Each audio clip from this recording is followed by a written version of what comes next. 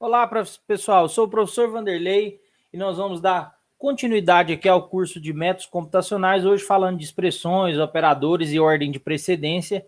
Logo em seguida, a gente vai já fazer um exemplo sobre essa parte aí da disciplina, tá bom? Então, o que nós queremos falar aqui hoje, pessoal, sobre esses operadores, é explicar um pouco como que eles são utilizados e também fazer uma explanação de como que eles são apresentados na linguagem Python, que é a linguagem que nós estamos utilizando aqui na nossa disciplina, tá? Então, basicamente, nós vamos começar por expressão, e expressão ela vai ser um conjunto de variáveis e constantes que vão se relacionar por meio de operadores, tá? Então, basicamente, o que a gente vai aprender aqui a montar hoje são formulazinhas, né? Pequenas fórmulas num paradigma procedural, e a partir desse paradigma aí, a gente vai aprender a relacionar essas fórmulas ou essas constantes, tá? Então, basicamente, nós vamos trabalhar com operadores aritméticos, relacionais e lógicos, tá? Isso vai fazer parte da maioria dos algoritmos que vocês vão elaborar. Você não vai ter como correr muito disso, né? Ainda mais no ambiente de aplicação computacional na engenharia, tá bom? Então, vamos começar aqui pelos operadores aritméticos, né? Esses operadores aritméticos aí, eles vão permitir que a gente escreva as nossas equações, né? A gente escreva as nossas equações. Então, nós vamos ter a adição, a subtração, a multiplicação, a divisão, a exponenciação, a radiciação, tá? E aí, o que você tem que se atentar aqui enquanto programador é a ordem de precedência, a hierarquia que você está estabelecendo. Então, a hierarquia é o mais importante aqui, né? Então, a gente sabe, né, que exponenciação, radiciação, resto e divisão, eles aparecem na primeira, lá no topo da hierarquia, são os primeiros a serem executados, né? E depois a gente vem divisão e multiplicação, adição e subtração. Então, isso aqui é muito importante para quando você está fazendo um algoritmo lá, você sabe que isso aqui, né, isso aqui vem primeiro que isso, né, e isso aqui vem primeiro que isso, né? Então, isso aí é muito importante.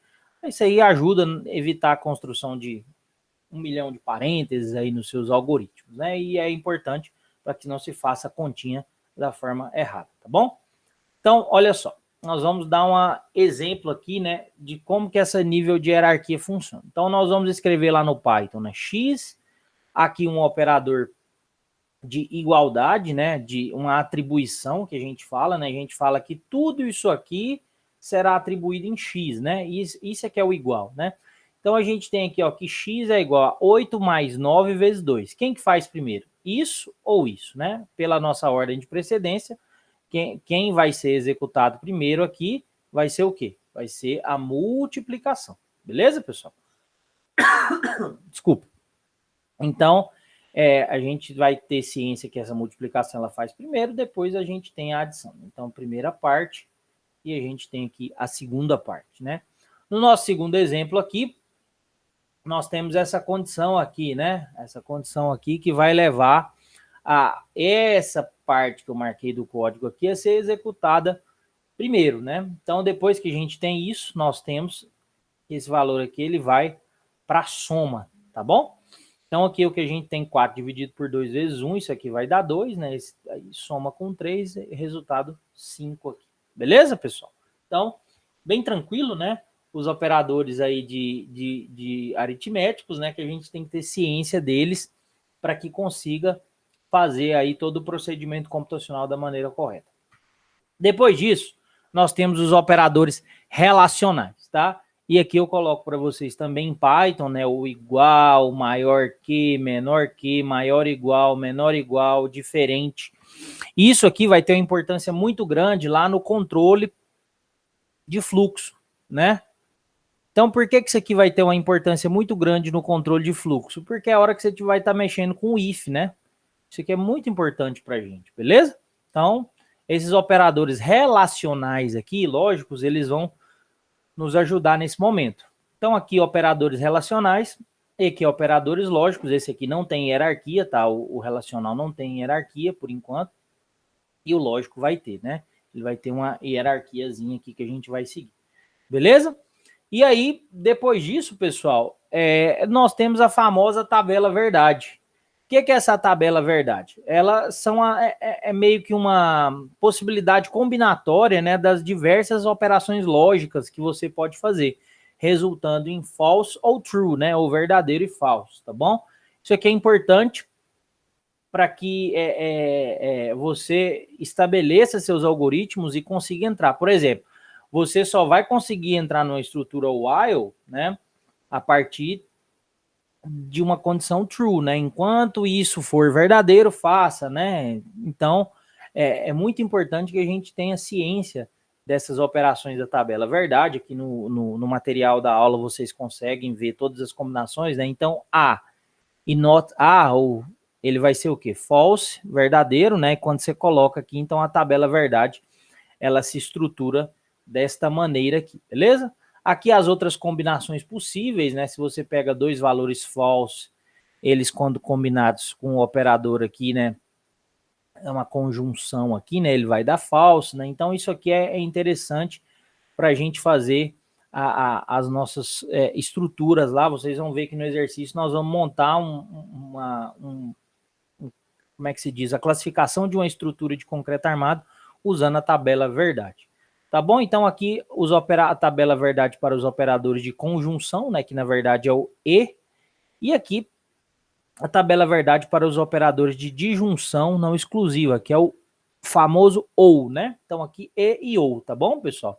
Se esse falso ou esse falso, os dois falsos, né? Então aí vocês têm essas tabelas verdades aí para brincar, né? E avaliar aí os casos. Eu vou deixar alguns exercícios também para você. E aí, pessoal, além da parcela, né, de todos os operadores que vocês viram, né, nós temos também a chamada precedência global, que o algoritmo vai trabalhar, né? Então, na primeira hierarquia que a gente tem que os parênteses mais internos vão ser resolvidos, lembrando, pessoal, que na maioria das linguagens, né, você vai definir o parênteses lá para fazer a separação das suas continhas, né? E tenha muito cuidado que, por exemplo, o cochete, ele não vai funcionar, tá? O cochete normalmente é uma denominação de quê? Lista ou matriz, tá? Então você não vai conseguir colocar cochete, você vai conseguir colocar só parêntese, e chave também você não vai conseguir colocar. A chave, por exemplo, no Python, ela vai denominar um dicionário, tá? Ela vai denominar um dicionário. Então, quando for usar para separar as continhas, utilize o parêntese aí que vocês vão conseguir fazer. Aqui, na segunda posição, nós temos da hierarquia os operadores aritméticos, na terceira posição, os operadores relacionais, e na quarta posição, os operadores lógicos, tá? Então, é muito importante que vocês foquem nessas hierarquias aqui, porque em algoritmos um pouco mais apurados, vocês vão ter que usar isso aí para evitar que uma conta ela saia aí errada, né? Vocês que têm costume com Excel, da mesma forma, né? Isso aqui vale para qualquer linguagem, tá? Então, aqui é a mesma ideia, tá? Beleza, pessoal? Então, aqui, ó, só para vocês terem noção, né? Eu estou colocando aqui um exemplo do Python, né, usando o operador de atribuição, e a gente vê algumas coisas aqui, né, que a gente já viu na matéria, né, por exemplo, eu estou dando o nome de uma variável h, atribuindo a ela o valor 50, e nesse valor 50 eu estou printando aqui o tipo da variável, né, usando a função type do próprio Python aí, tá bom? Então, type h, valor igual, aí plot h, né, vocês vão ver tem uma estrutura de print muito parecida com o MATLAB, né? Para quem já mexeu com o MATLAB, aí vocês vão ver que é uma estrutura bem parecida, tá bom? Então, olha aqui que sai na linha de comando, né? O que eu escrevi, o type, né? Então, aqui está o type, né? A gente vai ver isso com mais detalhes, e aqui valor 50, né? Tá bom? Então, é muito importante que isso aqui, essas listas de comandos, vocês vão pegando do jeito aí à medida que a gente for fazer, né? Basicamente, quando a gente estiver falando de Python, né, você vai ter algumas maneiras de escrever essas variáveis na tela, né, na própria linha de comando ou através dos comandos input, open, read, né. Input é quando o próprio usuário digita, open quando o usuário abre um arquivo e read quando o usuário lê um arquivo existente, tá bom? Então aqui, pessoal, eu deixo alguns exercícios para vocês, eu vou fazer esse aqui com vocês, né, utilizando a tabela verdade, construir a classificação de uma viga protendida, né, a partir da tabela 13.4 da NBR 618, e aqui alguns exercícios para vocês fazerem, e nas próximas aulas a gente vai falando aí sobre essas questões de entrada de dados, né, discutindo um pouco mais sobre esses conceitos, tá bom, pessoal? Aqui as nossas referências, e eu me despeço de vocês. Até mais.